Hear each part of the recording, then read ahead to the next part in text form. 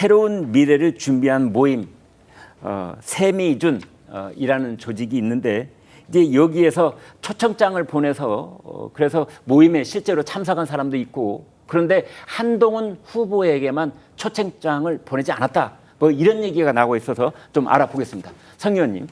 아니 그러니까 아까 전에 이제 홍 시장 같은 경우도 뭐 개인 일정을 이유로 해가지고 한동훈 이제 전 위원장을 안 만나겠다라는 것인데 네. 어떻게 보면은 지금 세미준의 모습도 홍 시장과 좀 비슷한 궤를 하고 있다라고 생각이 드는 것 같습니다. 네.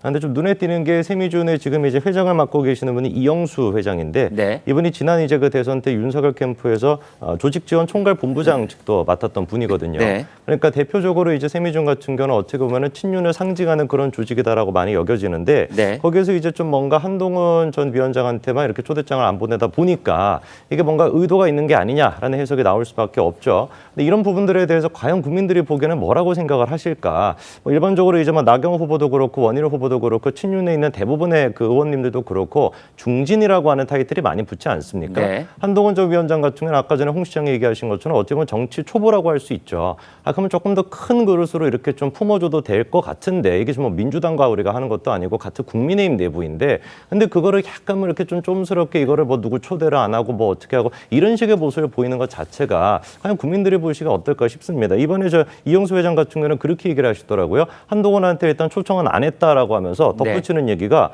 한동훈 측에서 연락을 안 받았다라고 얘기를 하세요. 아, 예. 저는 이 두 가지 얘기가 어떻게 같이 성립이 될 수 있는지 좀 의문이 듭니다. 연락을 안 받았다? 근데 내가 초대를 안 했다? 이거 도대체 무슨 소리를 하는 것이죠? 그러니까 뭐 예를 들어가지고 그냥 모르는 번호로 전화를 걸어놓고 한동훈 측에서 전화를 안 받았다. 이 얘기를 하시는 걸까요? 초대장이라고 한다고 그냥 초대를 보냈으면 그냥 보내는 게 되는 것이지 초대장을 안 보내고 연락도 안 했다라고 하는 얘기는 글쎄요. 제가 봤을 때는 이것도 약간 좀 뭔가 한동훈 전 위원장의 과거도 비슷했던 그런 논란에 대해 가지고 연장선에서 얘기한 게 아닌가 싶습니다. 김준욱 대변인께요. 그러니까 결국은 이런 일들을 봤을 때 윤심이 한동훈 위원장을 견제하고 있다. 그러한 여러 가지 모습 중에 하나다. 이렇게 봐야 되는 겁니까?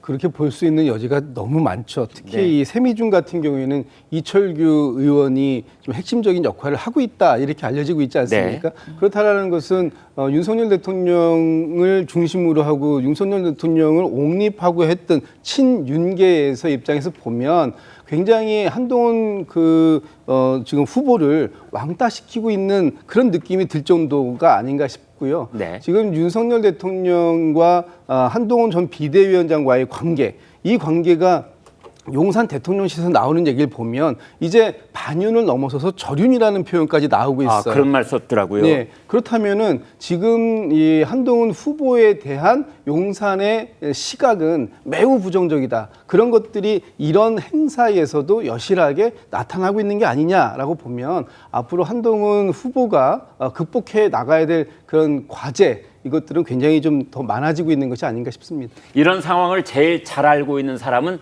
한동훈 후보 본인일 겁니다. 그렇다면 이런 상황에 대처하는 한동훈 후보의 전략은 뭘까요? 윤석열 대통령과 한동훈 후보 사이에 균열을 파고들고 있는 그 나머지 세 사람 후보를 상대해야 하는 한동훈 후보. 그런데요, 윤석열 대통령과 거리를 조금씩 좁혀가는 그런 상황을 만들고 있습니다. 직접 듣고 오겠습니다. 10초 얘기가 어디서 나오는지 잘 모르겠는데요. 저희랑 이렇게 대화만 시작해도 안녕하세요만 해도 10초가 되는데 맞습니다. 그게 뭐 그렇겠습니까? 저도 오랜만에 통화하는 것이기 때문에 여러 가지 덕담을 나눴고요. 제가 만약에 당대표가 됐다면 당정 관계가 훨씬 더 건강해질 것이고 서로 더 존중하는 관계가 될 것이고 서로 잡음 없이 협력하는 관계가 될 겁니다. 지켜봐 주십시오. 비정상적 임기 단축은 국민들에게 피해가 옵니다. 제가 당대표가 돼서 국민의 눈높이에 맞는 설명과 대응으로 그런 주장을 확실히 막아내겠다는 말씀을 드립니다. 네, 신현영 의원께요. 네. 이제 탄핵을 막아내겠다 이런 말까지 해서요. 어떻게 들으셨습니까? 예, 아마 한동훈 후보 당시에 이제 최상병 특검 얘기를 하면서 많이 윤심에서 멀어졌다라는 비판을 받으니까 네. 그 부분에 있어서의 AS를 하기 위해서 대통령실을 위해서 또 구애를 하고 있는 작전으로 보입니다. 네. 아마 이번 전당대회는 국민의힘의 후보들이 얼마나 윤심에 가까울 것이냐를 가지고 아무래도 8대2라는 룰을 갖고 평가를 받을 거기 때문에 네. 그런 면에서 어대한이라고 하지만 지금 부풀려진 부분들이 있고 실제로 남은 기간 동안에 상당히 조직적으로 그리고 대통령실과 친윤에서도 여러 가지의 영향력을 행사할 때 있어서 한동훈 후보가 배척되지 않는 노력을 앞으로도 계속하는 구애 작전을 할 것으로 보입니다. 윤심이 그만큼 결정적입니까? 아니면 여러 가지 요인 중에 하나입니까? 어떻게 보세요? 사람마다 보는 시각들이 많이 다를 건데요. 네. 예전만큼 총선 이전만큼의 윤심이 강력하게 작용할 수는 없다라고 생각은 하지만 네. 지금 상황에서도 여전히 대통령실 그리고 남은 3년의 기간이 있기 때문에 국민의힘 내부에서는 당연히 당정 관계에 있어서의 서로의 존중 그리고 연대가 필요하다는 당원들의 생각이 강력하게 후보를 판단하는 데 중요한 잣대로 평가될 것으로 보입니다. 네. 뭐 이런 질문이 적절한지는 모르겠습니다만 당심과 윤심 중에 뭐가 더 중요합니까? 당대표 후보들에게 있어서.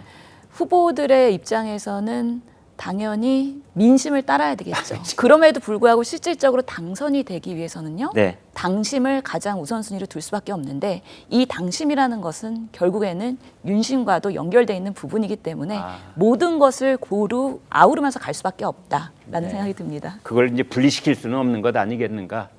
그것을 분리시키지 않고 다 전체적으로 아우르는 것이 바로 민심이 될 것이다라는 말씀을 주셨습니다.